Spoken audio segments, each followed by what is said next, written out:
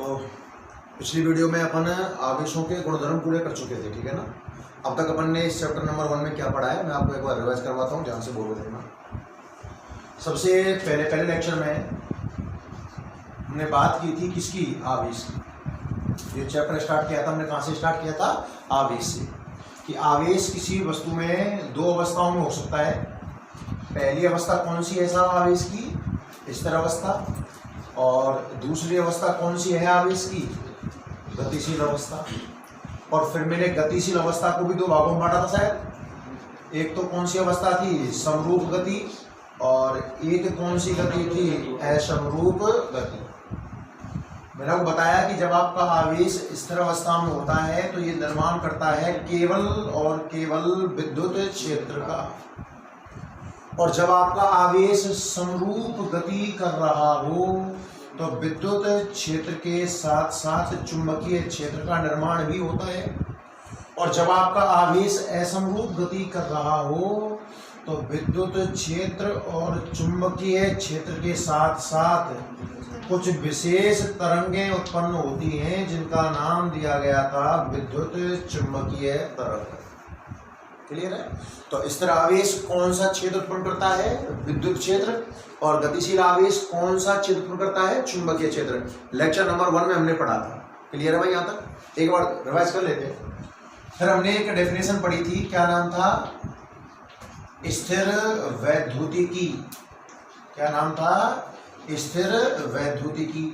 तो मैंने आपको अर्थ समझाया था कि वैद्युतिकी का मतलब होता है आवेश का अध्ययन। वैद्युतिकी भौतिक विज्ञान की वो शाखा है जिसमें आप किसका अध्ययन करते हो, आवेश का अध्ययन करते हो। अब अगर स्थिर आवेश का अध्ययन कर रहे हो तो क्या नाम बन जाएगा, स्थिर वैद्युतिकी। और गतिशील आवेश का अध्ययन कर रहे हो तो क्या नाम बन जाएगा, गतिक वैद्युतिकी। तो स्थिर वैद्युतिकी की परिभाषा बन गई भौतिक विज्ञान की वह शाखा जिसमें स्थिर आवेश, इसके गुणों, इसके प्रभावों, इसके क्षेत्रों, इसके विभवों, कई बात लिख सकते हैं, इन सब चीजों का अध्ययन किया जाएगा। उसके बाद एक नाम आया था आपका आवेशन। क्या नाम आया था, आवेशन। इंग्लिश में क्या बोलते हैं इसको, थोड़ा नाम सुनने में हिंदी में अजीब सा है, थोड़ा इंग्लिश में आपको जाना, चार्जिंग। तो आवेशन चार्जिंग होता है, चार्ज करने की प्रक्रिया, कि वस्तु को आवेशित करने की प्रक्रिया क्या कहलाती है, आवेशन कहलाती है। फिर मैंने आपको समझाया था कि आवेशन के लिए कौन जिम्मेदार है। मोस्ट इंपोर्टेंट कॉन्सेप्ट ये है भाई इस चैप्टर का। जब भी अब मैं 3-4 लेक्चर आपको पढ़ा चुका हूं तो मैं हमेशा किसकी बात करता हूं, इलेक्ट्रॉन की। तो क्यों करता हूं, वो मैंने आपको समझाने का प्रयास किया था कि भाई हर एक पदार्थ जो है वो किससे मिलकर बना हुआ है, परमाणुओं से मिलकर बना हुआ है। परमाणु किससे मिलकर बने हैं, इलेक्ट्रॉन, प्रोटॉन और न्यूट्रॉन से। न्यूट्रॉन तो कैसा कण है, उदासीन कण है। और प्रोटॉन कहाँ पाया जाता है, नाभिक में। नाभिक में प्रबलतम नाभिकीय बल लगता है, इतना प्रबल है कि आप प्रोटॉनों को तो चेंज कर ही नहीं सकते। तो बचा क्या मेरे पास, इलेक्ट्रॉन। तो आवेशन की परिभाषा थी वस्तु को आवेशित करने की प्रक्रिया आवेशन कहलाती है। और आवेशन के लिए कौन जिम्मेदार है, केवल और केवल इलेक्ट्रॉन। क्यों का जवाब दे देंगे ना, क्योंकि न्यूट्रॉन तो उदासीन है और प्रोटॉन नाभिक में पाया जाता है जिस पर प्रबलतम नाभिकीय बल लगता है। अतः प्रोटॉनों की संख्या परिवर्तित नहीं की जा सकती है। तो आवेशित करने के लिए मैं क्या चेंज करूंगा, इलेक्ट्रॉन।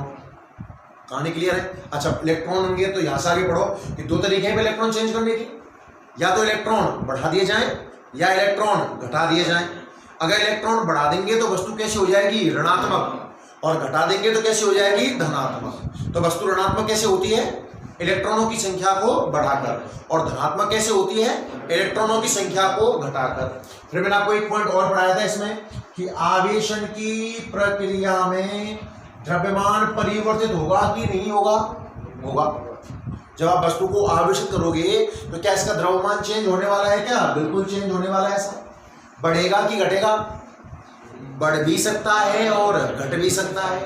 अगर वस्तु धनात्मक है मतलब इलेक्ट्रॉनों की कमी हुई है तो द्रव्यमान भी कम हो जाएगा।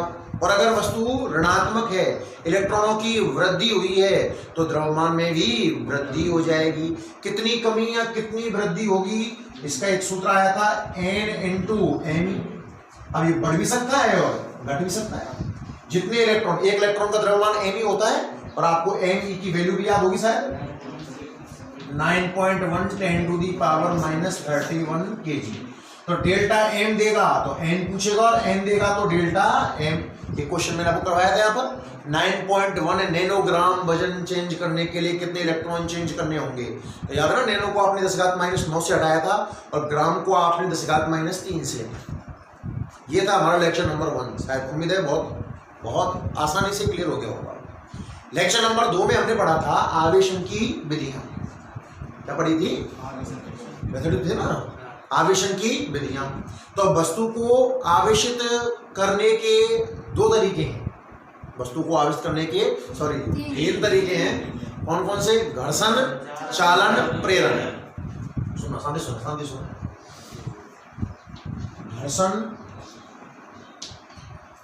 चालन और तीसरा है प्रेरण। अब घर्षण की कहानी याद है क्या? नाम से ही क्लियर है। घर्षण में वस्तुओं को रगड़ा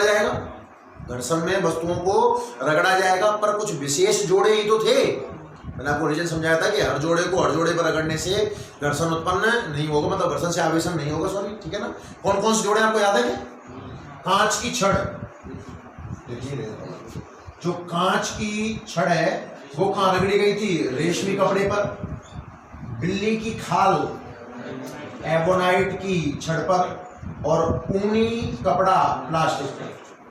जब कुछ विशेष वस्तुओं जैसे कांच की छड़ को रेशमी कपड़े पर, बिल्ली की खाल को एबोनाइट की छड़ पर, ऊनी कपड़े को प्लास्टिक पर रगड़ा जाता है तो कुछ इलेक्ट्रॉन एक वस्तु से दूसरी वस्तु पर ट्रांसफर हो जाते हैं। इस प्रकार का आवेशन घर्षण द्वारा आवेशन कहलाता है। और आपकी सहायता के लिए सारणी ऐसी बनाई है कि पहले वाला कॉलम क्या बन जाता है? पॉजिटिव, और दूसरा वाला कॉलम क्या बन जाता है? नेगेटिव। ये पॉजिटिव क्यों? क्योंकि यहां से इलेक्ट्रॉन गए होंगे। और इलेक्ट्रॉन क्यों गए होंगे? क्योंकि इस अवस्था में इलेक्ट्रॉन नाभिक के बीच आकर्षण बल इस अवस्था की तुलना में कम रहा होगा, है ना। फिर एक नाम और आया था, घर्षण विद्युत। क्या नाम आया था? मैंने कहा था कि जैसे कांच की छड़ को रेशमी कपड़े पर रगड़कर जब छोटे छोटे कागज के तिनके टुकड़े, घास के तिनके, थर्माकोल की शीट जो आती है, बात पड़ी हुई देखना अपने से, इनके पास ले जाते हैं तो ये इसके अंदर क्या हो जाते हैं? अट्रैक्ट, चिपक जाते हैं। घर्षण से उत्पन्न यह गुण घर्षण विद्युत कहलाता है। दूसरी विधि कौन सी है साहब? अरे दूसरी विधि कौन सी है? चालन द्वारा आवेशन। क्या नाम है? चालन द्वारा आवेशन। तो वस्तुओं में चालन कब होता है? जब उनके वोल्टेज अलग अलग हो। कंपल्सरी है, अगर वोल्टेज समान हो गई तो चालन की प्रक्रिया संभव नहीं है। तो मैंने ये कहा था कि आप दो वस्तुएं ले लो ए और बी। कंडीशन है कि इनके वोल्टेज अलग अलग होने चाहिए। अब इनको संपर्क में ले आओ या फिर चालक तार की सहायता से जोड़ दो कि जब दो अलग अलग विभव वाली वस्तुओं को, मोस्ट इंपॉर्टेंट लाइन है, जब दो अलग अलग विभव वाली वस्तुओं को संपर्क में लाया जाए अथवा चालक तार से जोड़ा जाए तो इनमें आवेश का प्रवाह तब तक होता है जब तक कि विभव समान ना हो जाए। मैंने आपको एक्स्ट्रा लगाया था, धनावेश का प्रवाह होगा उच्च विभव से निम्न विभव पढ़ाऊंगा उस दिन समझाऊंगा मैं। हल्का हल्का हिंट आपको मैंने समझाया भी था क्वेश्चन में क्या। और ऋणावेश का प्रभाव होता है निम्न विभव से उच्च विभव, कब तक? जब तक कि विभव समान ना हो जाए। अच्छा, आप चालन के बाद में विभव तो बराबर होगा, ये तो पक्का है। और आवेश के बारे में क्या विचार है? बराबर भी हो सकता है और अलग अलग भी हो सकता है। वो डिपेंड करेगा इनके आकार पर। अगर आकार समान है तो अंतिम आवेश क्या रहेगा? बराबर। और आकार अलग अलग है तो अंतिम आवेश कैसा रहेगा? अलग अलग। जो छोटा होगा उसका आकार कम आवेश कम आएगा और जो बड़ा होगा उसका आवेश क्या आएगा? ज्यादा आएगा। क्लियर है भाई यहाँ तक? और तीसरी विधि कौन सी बताई मैंने आपको? प्रेरण संबंध लायक है।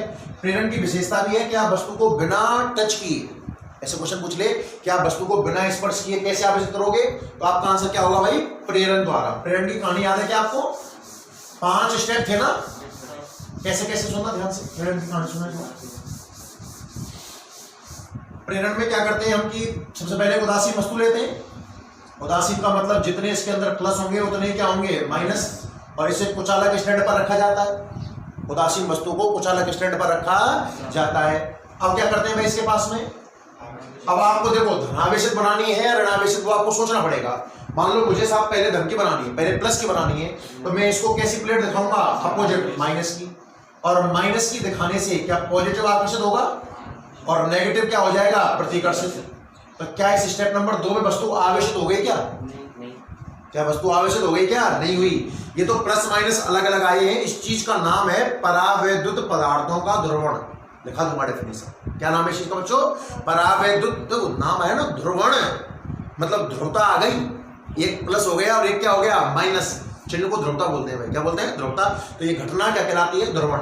एक ध्रुवण प्रकाश का होता है, वो एक अलग घटना है अपने आप में। प्रकाश पढ़ेंगे तब समझेंगे। 2 स्टेप समझ में आ गए क्या? अब तीसरे स्टेप में क्या करते हैं भाई? तीसरे स्टेप में क्या करते हैं? भूसंपर्कित।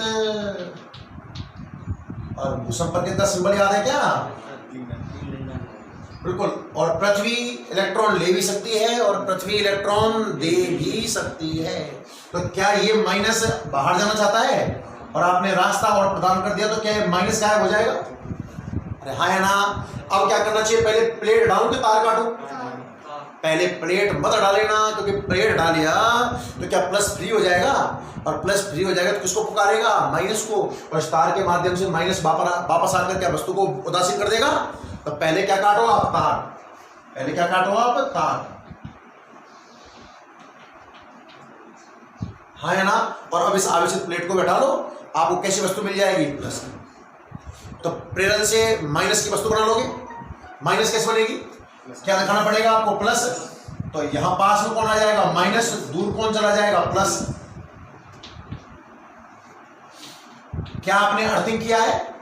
अच्छा ध्यान रखना, अर्थिंग कर समय क्या ये प्लस पृथ्वी के अंदर जाएगा क्या? ना, माइनस आएगा इनके बराबर और प्लस को क्या कर देगा? गायब। अब तारों काट दो, प्लेट को हटा लो, आपको नेगेटिव वस्तु प्राप्त हो जाएगी। बड़ा आसान तरीके से आप कर सकते हो। ये हमारे 2 लेक्चर हुए भाई, आवेशन की विधियां हो गई। तीसरा लेक्चर हमने स्टार्ट किया था कहां से? क्या नाम था हेडिंग का? स्वर्ण पत्र विद्युत दर्शी। बोल देना, स्वर्ण पत्र विद्युत दर्शी। तो इंस्ट्रूमेंट का नाम ध्यान से ले, विद्युत दर्शी। विद्युत का मतलब किससे होता है? आवेश से। और दर्शी का मतलब देखने वाला। जैसे हम पढ़ेंगे सूक्ष्मदर्शी, छोटी वस्तुओं को देखने वाला। दूरदर्शी, दूर की वस्तुओं को देखने वाला। तो विद्युतदर्शी, विद्युत यानी कि आवेश को देखने वाला। और अब आवेश को देख थोड़ सकते हैं, मतलब आवेश का पता लगाने वाला ऐसा उपकरण है जिसकी सहायता से किसी वस्तु पर आवेश की उपस्थिति ज्ञात की जाती है कि आवेश है या नहीं है। और स्वर्ण पत्र नाम क्यों दिया? क्योंकि इसमें जो पत्तियां लगी हुई हैं वो किसकी लगी हुई हैं? सोने की। और सोने की क्यों लगी हुई है? मैं क्रियाविधि समझाऊंगा तब आपको क्लियर करता हूं। तो स्वर्ण पत्र विद्युतदर्शी की बनावट याद आएगा? काम समझ में आ गया ना? आवेश की उपस्थिति का पता लगाएगा कि किसी वस्तु पर आवेश है या नहीं है। बनावट ध्यान से सुनना। क्या है कि कांच का बना हुआ एक जार होता है। जार का मतलब बर्तन टाइप में। कांच का जार हो गया। कॉर्क की सहायता से क्या है, धातु की छड़ चित्रानुसार लगी रहती है। ये कॉर्क हो गया। अंदर बिल्कुल वायु वगैरह प्रवेश नहीं करने वाली है ना। ऊपर सिरे पर धातु का एक कैप लगा देते हैं और नीचे सिरे पर क्या लगाते हैं भाई? 2 स्वर्ण पत्र, सोने की पत्तियां। क्लियर है? जिस वस्तु पर आवेश की उपस्थिति, बनावट समझ में आई कि नहीं आई? रटना पड़ेगा क्या इसको? कांच का बना हुआ एक जार होता है। कॉर्क की सहायता से धातु की छड़ लगाई जाती है। धातु के ऊपरी से छड़ के ऊपरी सिरे पर धातु का एक कैप लगा होता है और नीचे के सिरे पर 2 स्वर्ण पत्र लगाए जाते हैं। जिस वस्तु पर आवेश की उपस्थिति का पता लगाना होता है, मानो प्लस है, तो उसे धातु के कैप पर स्पर्श करवाया जाता है। तो क्या इस छड़ के माध्यम से प्लस यहाँ आ जाएगा, प्लस यहाँ आ जाएगा? तो प्लस प्लस के बीच में कौन सा बल लगेगा? प्रतिकर्षण। मतलब ऊपर टच कराया और गैप बढ़ गया तो वस्तु पर आवेश है, अन्यथा आवेश नहीं है। स्वर्ण पत्र काम में क्यों लिए भाई? आवेश मान लो बहुत कम आया, अल्प आवेश आया, पत्तियां बहुत भारी भारी हैं, प्रतिकर्षण बल लग तो रहा है पर पत्तियां इतनी भारी हैं कि ये डिस्टर्ब नहीं हो रही है, तो हमें तो पता ही नहीं चलेगा कि आवेश है या नहीं है। तो हमें ऐसी पत्तियां चाहिए थी जो बिल्कुल ना के बराबर बल लगाओ ना, उससे भी क्या हो जाए? डिस्टर्ब हो जाए। इसलिए बहुत पतली और अत्यंत पतली पत्तियां किसकी बन सकती हैं? सोने की। इसलिए इसको सोने की बनाया गया। और इंस्ट्रूमेंट का नाम क्या पड़ गया बच्चों? स्वर्ण पत्र विद्युत दर्शी। अरे हाँ या ना? वस्तु को ऊपर टच कराओ, पत्तियों गैप बढ़ जाए तो आवेशित है, अन्यथा आवेशित नहीं है। इसका ड्रॉबैक है, ये केवल इतना बता पाएगा कि आवेश है या नहीं है, धनावेश है या ऋणावेश है, इसका पता स्वर्ण पत्रदर्शी से नहीं लगता है। फिर मैंने आपको 2 पॉइंट और लिखाए थे, अगर एक जैसे आवेश की छड़ हो, 2 छड़ हो ए और बी, ए टच करी गैप बढ़ा, बी टच करी गैप और बढ़ा, इसका मतलब सजातीय आवेश है। कैसा आवेश है? सजातीय। ए टच करी गैप बढ़ा, बी टच करी कम हुआ, और फिर हो सकता है कि बढ़ भी जाए, तो उसका मतलब कैसे आवेश उनके ऊपर देखना है। इसके बाद हमने एक नाम स्टार्ट किया था उसी लेक्चर नंबर 3 में, क्या? आवेश। क्या स्टार्ट किया था? आवेश। तो आवेश की मैंने कहा था वैसे तो कोई परिभाषा नहीं है, क्योंकि ये वस्तु का एक मूल गुण है, फिर भी परिभाषा में डिजाइन कर सकता हूं कि आवेश वस्तुओं का ऐसा गुण है जिसके कारण वस्तुएं वैद्युत और चुंबकीय प्रभावों को दर्शाती हैं। क्लियर है भाई? प्रतीक क्या था इसका? क्यू, यहां कैपिटल क्यू। और मात्रक की बात करें तो मात्रक क्या था इसका? एम के एस में तो कूलाम या एम्पियर इनटू सेकंड, सीजीएस में क्या था? स्टेट कूलाम या ESU, और एक कूलाम में 3 गुणा 10 की घात 9 ESU थे। आवेश का सबसे बड़ा मात्रक था फैराडे। कितना था? फैराडे। और फैराडे कब आता है? हाँ, जब वस्तु में से आवागाद्रो संख्या के बराबर इलेक्ट्रॉन ट्रांसफर किए जाएं, Na इलेक्ट्रॉन ट्रांसफर किए जाएं, तो इसका E से मल्टीप्लाई करके देखा तो कितना आया बच्चों? 96,500 कूलाम, जो 1 फैराडे के बराबर है। और आवेश अदिश राशि है। कैसी राशि है? अदिश। और कितने प्रकार का होता है? बेंजामिन फ्रैंकलिन ने नाम दिया था, कितने प्रकार का होता है? 2 धनावेश और ऋणावेश। यहां तक हमारा एक लेक्चर था, तीसरा लेक्चर था। चौथे लेक्चर में हमने आवेश के गुणधर्म स्टार्ट किए थे। क्या स्टार्ट किए थे? आवेश के गुणधर्म। ठीक है, तो आवेश के गुणधर्मों में क्या क्या पढ़ा आपने बताओ? सबसे पहले तो आपको मैंने ये बताया कि एग्जाम्पल के थ्रू बात स्टार्ट की थी कि मैंने कांच की छड़ ली है और एक रेशम का कपड़ा लिया है। कांच की छड़ पर भी 0 आवेश है, रेशम पर भी 0 आवेश है, तो रगड़ने से पहले कुल आवेश कितना आ गया? 0। फिर आपने कांच को रेशम पर रगड़ा, मान लो 10 इलेक्ट्रॉन कांच से कहां ट्रांसफर हो गए? रेशम पर, तो कांच पर तो आवेश आ गया +10E। एक इलेक्ट्रॉन का प्लस का, एक इलेक्ट्रॉन में जैसे E आता है तो कम हुआ है तो प्लस का ही आएगा 10E। और रेशम पर कितना आया? -10E। टोटल तो अभी भी कितना है? 0। घर्षण से पूर्व कुल आवेश बराबर घर्षण के बाद। एनी रिएक्शन, कोई भी रिएक्शन, कल मैंने आपको लास्ट लेक्चर में कुछ क्वेश्चन भी तो करवाए थे गोले वगैरह पर आवेश ट्रांसफर के, तो आप देख रहे थे कि संयोजन से पहले जितना आवेश होता है कुल, संयोजन के बाद भी कुल उतना ही आवेश होता है। मतलब आवेश कैसी राशि है? आवेश कैसी राशि है बच्चों? संरक्षित राशि है। कैसी राशि है? संरक्षित राशि है। आया कि नहीं आया?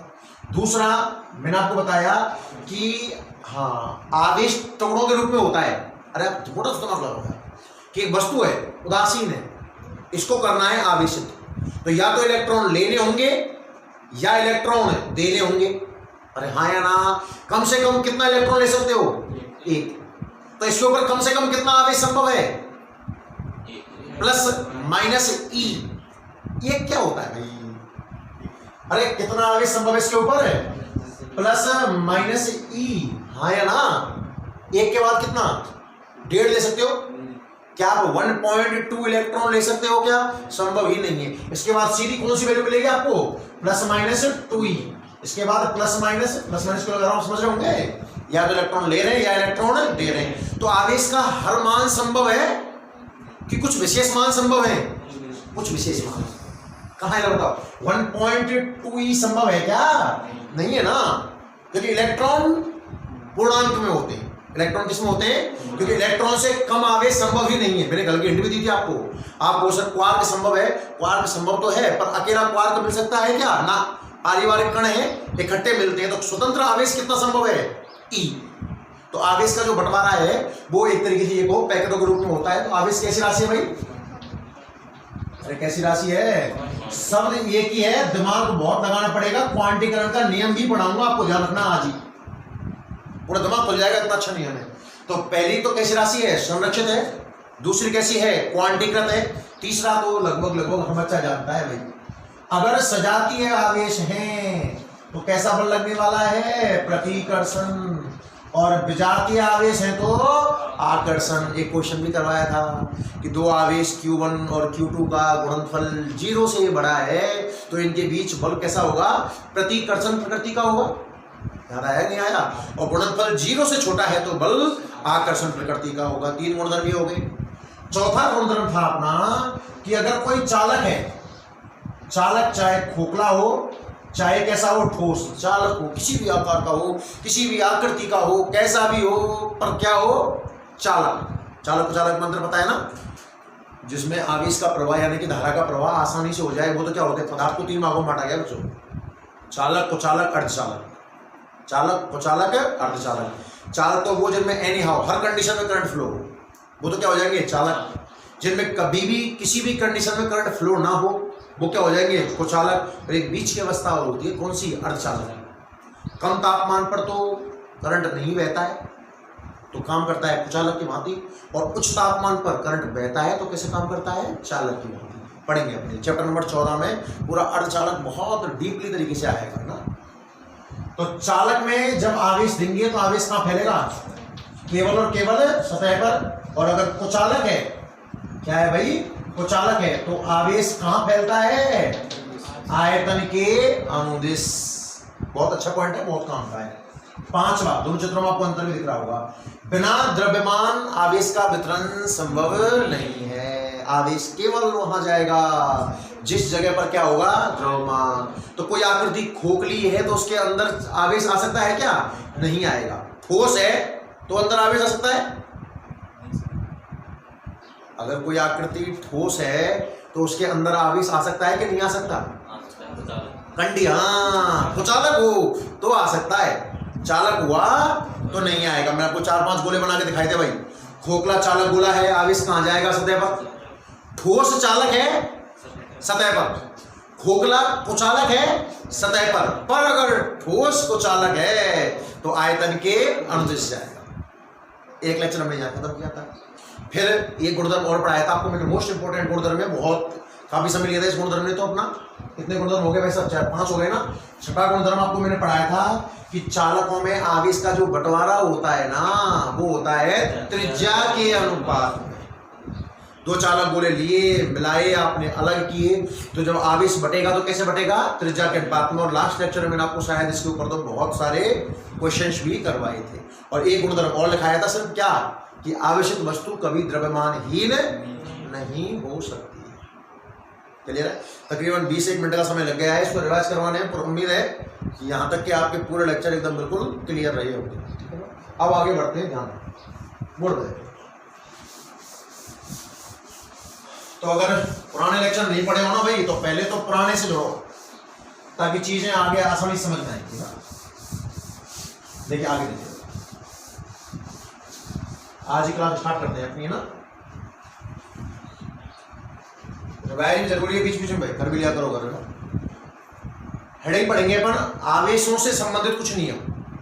5 नियम पढ़ाने वाला हूं मैं आपको जो नियम आवेशों से संबंधित है, ठीक है ना। तो सबसे पहले बहुत आसान नियम है, वो समझते हैं अपन। हेडिंग का नाम होगा बच्चों आवेश संरक्षण का नियम। कौन सा आवेश होगा भाई? आवेश। मैंने आपको गुणधर्म में पहला पॉइंट क्या लगाया था? आवेश संरक्षित राशि। और वहां का भी था कि भाई आने वाले टाइम में मैं आपको आवेश संरक्षण का नियम भी पढ़ाऊंगा। तो उम्मीद है आप हेडिंग से क्लियर हो गया होगा शायद। ऊर्जा संरक्षण याद है ना। ऊर्जा ना तो उत्पन्न की जा सकती है ना ही नष्ट की जा सकती है, एक रूप से दूसरे रूप में परिवर्तित की जा सकती है। सेम आवेश ना तो उत्पन्न किया जा सकता है ना ही नष्ट किया जा सकता है, बस एक वस्तु से दूसरी वस्तु पर स्थानांतरित किया जा सकता है। ये परिभाषा थोड़ी ठीक नहीं, ठीक है, देखेंगे तो कोई गलत भी नहीं मान सकता खैर, पर बिल्कुल ऊर्जा की कॉपी हो गई ना, थोड़ा हटके परिभाषा लगाते हैं। देखो सुनो, आप किसी भी निकाय की बात करो, मैं आपको एक एग्जाम्पल एक समझाऊं सुनाने को। आप निकाय समझते हो ना, निकाय वो जिसका अध्ययन कर रहे हैं, निकाय वो जिसका अध्ययन कर रहे हैं। तो सबसे सरल एग्जाम्पल तो माना जाता है, आपने कांच की छड़ ली, कांच की छड़, और कहा दूसरा क्या लेंगे, दूसरा क्या लेंगे भाई, रेशमी कपड़ा लिया। स्टार्टिंग में कांच की छड़ पर कितना आवेश है, 0। रेशम के कपड़े पर भी कितना आवेश है, 0। तो इस पूरे निकाय का कुल आवेश कितना है, 0। कितना है साहब, 0। अब आपने कांच को रेशम पर रगड़ा, और जब कांच को रेशम पर रगड़ेंगे तो घर्षण की वजह से क्या कुछ इलेक्ट्रॉन कांच से रेशम पर ट्रांसफर हो जाएंगे?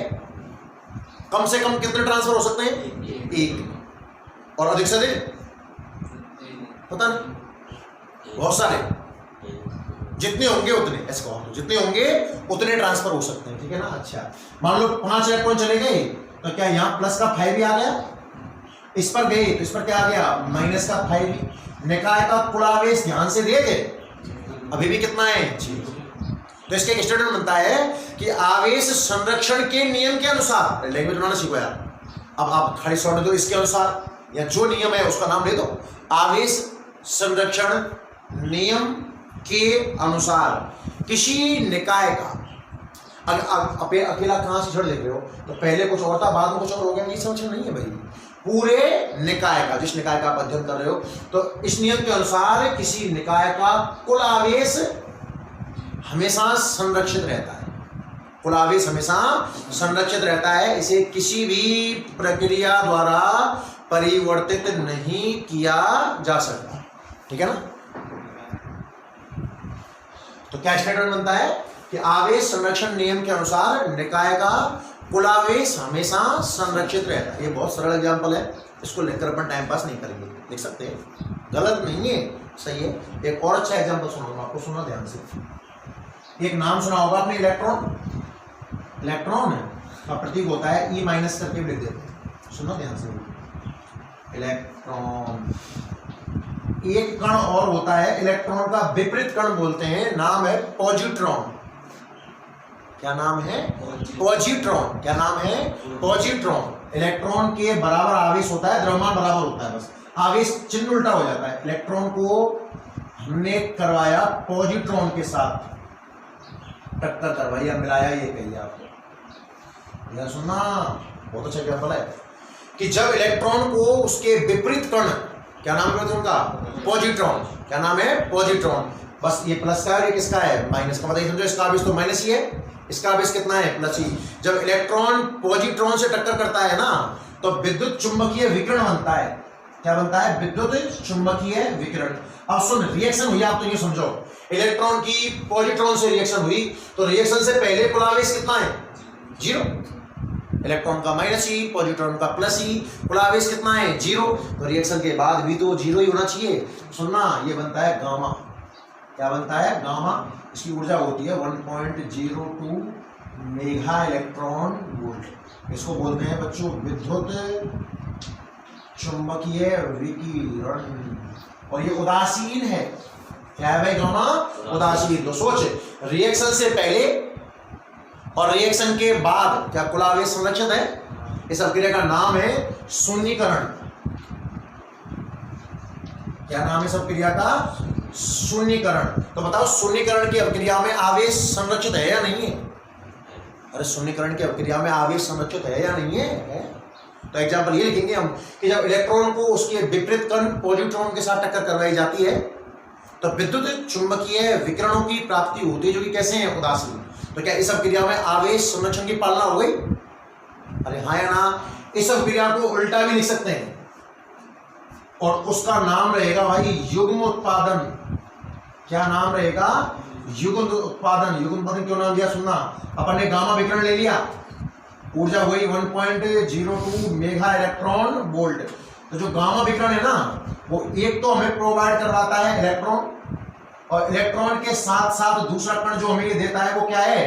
पॉजिट्रॉन। तो युग्म का उत्पादन हुआ नहीं हुआ? क्या इस अभिक्रिया में भी? देखो ज्यादा दिमाग खाई पर मत करना, ऐसा कोई विशेष मुद्दा नहीं है, मुद्दे की बात तो केवल इतनी सी है। इसके सैकड़ों एग्जाम्पल हैं हमारे पास। आपने केमिस्ट्री में कोई भी रिएक्शन पढ़ी होगी, कोई भी रिएक्शन ले दो, मैं ये ले देख 6C13 plus 1H1 gives x, ऐसे एक क्वेश्चन आपको देखने को मिलेंगे। ऐसी कोई रिएक्शन दे दी मैंने ना, और पहचानो x क्या है, x की पहचान करो आवेश संरक्षण की पालना करते हुए। तो लगा दिमाग, देख सुनो सुनो सुनो, आवेश होता कहाँ है, ये नीचे प्रोटॉन संख्या होती है, पता होता आपको, पता है नहीं पता, पता होता, आप ऐसे लिखते हो ना AXZ, तो जो नीचे लिखा होता है परमाणु क्रमांक को बोलते हैं इसको, और ये इंडिकेट करता है प्रोटॉनों की संख्या को। कण अगर उदासीन हो तो जितने प्रोटॉन होते हैं उतने ही क्या होते हैं, न्यूट्रॉन। मेरी बात दोबारा एक और एक एग्जांपल समझाऊंगा। मैंने 6C12 ले लिया, ये लो, मेरे बात दिमाग लगाना है थोड़ा सा, क्या लिया मैंने 6C12, उदासीन है ये, क्या है ये, उदासीन। और हमारे हिसाब से कोई पार्टिकल उदासीन कब होता है, जितना प्लस, ये मत कह देना कि उदासीन है तो आवेश ही नहीं है उसके अंदर, ये तो गलत है भाई, बहुत गलत है। आवेश तो हर चीज के अंदर है। अरे आवेश का मतलब इलेक्ट्रॉन प्रोटॉन से तो है, इलेक्ट्रॉन प्रोटॉन तो हर चीज के अंदर है, पर जितना इलेक्ट्रॉन उतने ही प्रोटॉन, इसलिए उदासीन है वो। 6C12 में इलेक्ट्रॉन है या नहीं है,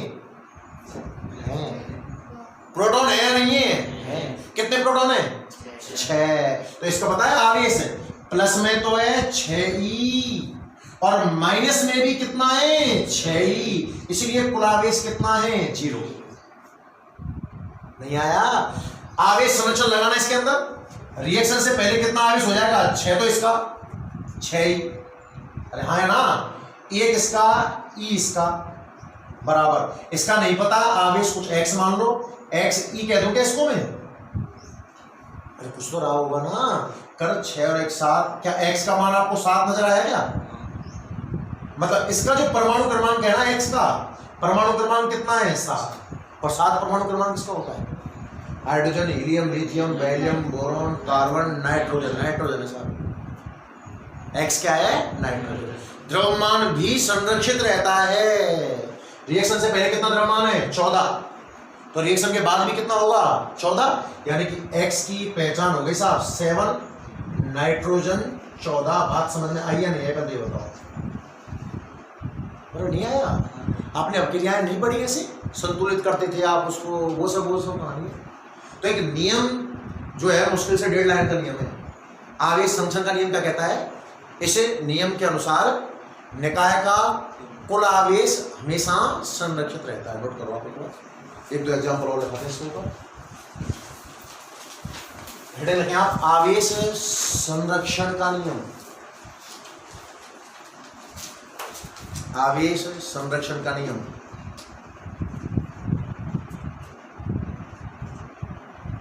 आवेश संरक्षण का नियम, देखिए इस नियम के अनुसार, आवेश संरक्षण का नियम लिखो भाई, इस नियम के अनुसार, इस नियम के अनुसार किसी निकाय का, इस नियम के अनुसार किसी निकाय का कुल आवेश हमेशा संरक्षित रहता है। इस नियम के अनुसार किसी निकाय का कुल आवेश हमेशा संरक्षित रहता है। इस नियम के अनुसार किसी निकाय का कुल आवेश हमेशा संरक्षित रहता है। इसे किसी भी प्रक्रिया द्वारा परिवर्तित नहीं किया जा सकता है, कोई भी मेथड हो, इसे किसी भी प्रक्रिया द्वारा परिवर्तित नहीं किया जा सकता है। नियम तो खत्म हुआ भाई। इस नियम के अनुसार किसी निकाय का कुल आवेश हमेशा संरक्षित रहता है, इसे किसी भी प्रक्रिया द्वारा परिवर्तित नहीं किया जा सकता है। आया समझ में? एग्जाम्पल लिख लो उदाहरण के लिए। तो ये कांच वाला रेशम वाला तो रहने दो, और ये लिख लो, देखना एग्जाम्पल 1 लिखो, दो एक एग्जाम्पल लिखा देंगे। पहला एग्जाम्पल लिख लो, देखो जब इलेक्ट्रॉन की टक्कर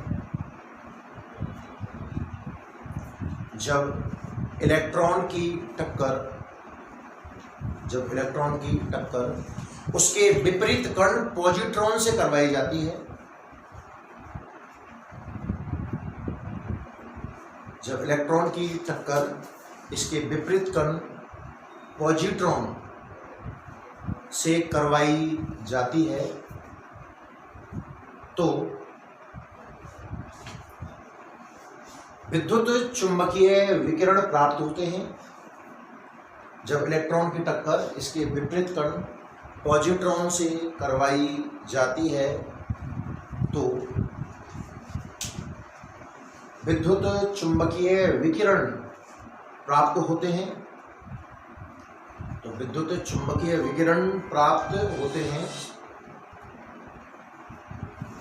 विद्युत चुंबकीय विकिरण प्राप्त होते हैं। इस शून्यीकरण की इस प्रक्रिया में आवेश संरक्षित रहता है। तो शून्यीकरण की इस प्रक्रिया में, शून्यीकरण बोलते हैं तो को, शून्यीकरण की इस प्रक्रिया में आवेश संरक्षित रहता है। रिएक्शन से पहले कुल आवेश और रिएक्शन के बाद कुल आवेश बराबर रहता है, तो आवेश संरक्षित रहता है, ठीक है ना। इस रिएक्शन को लिख लो अपनी जानकारी के लिए। Electron plus positrons gives gamma, उसको विद्युत चुंबकीय विकिरण बोलते हैं। तो आप देख लो पहले कुल आवेश कितना है 0, बाद में भी आवेश कितना है 0, लिख लिया। इलेक्ट्रॉन की टक्कर करवाई हमने पॉजिट्रॉन से, तो विद्युत चुंबकीय विकिरण की प्राप्ति होती है।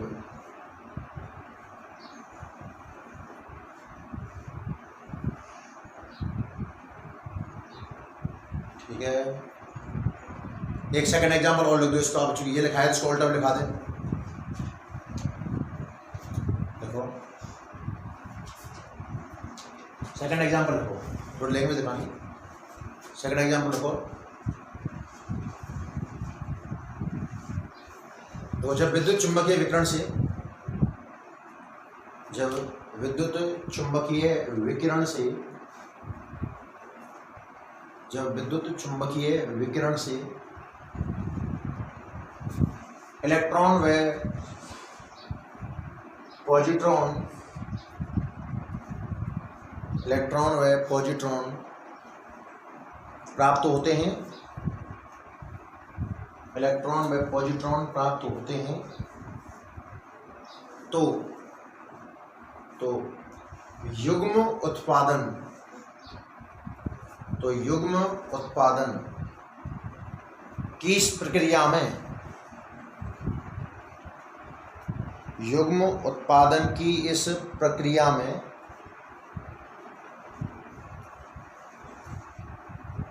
कुल आवेश संरक्षित रहता है। कुल आवेश संरक्षित रहता है। रिएक्शन में तो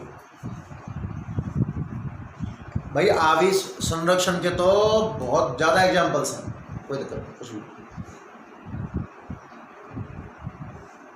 ठीक है ना। शून्यकरण के क्रिया लिखा दी है, और एक आपको मैंने किसके लिखा दी है, युग्म उत्पादन की। और लिख लो, चलो एक और लिख लो।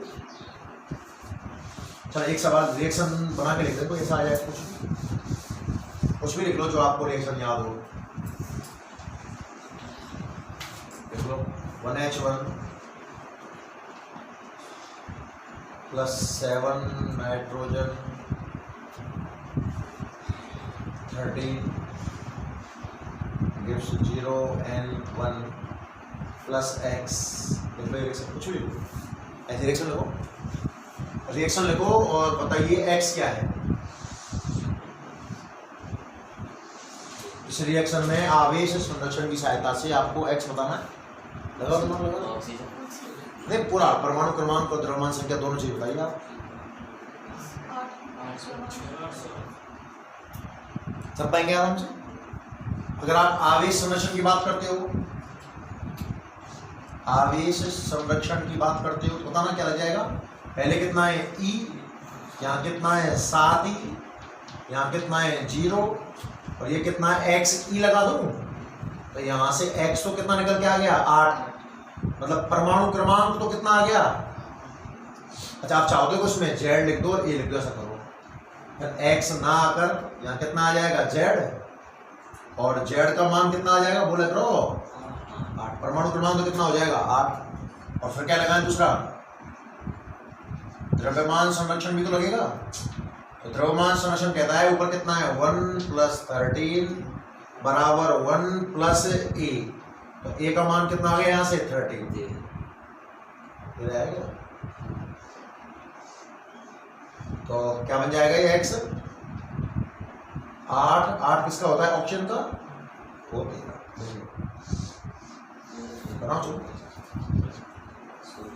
नहीं होता है ऐसा 13 तो नहीं होता है पर वो बैठ गया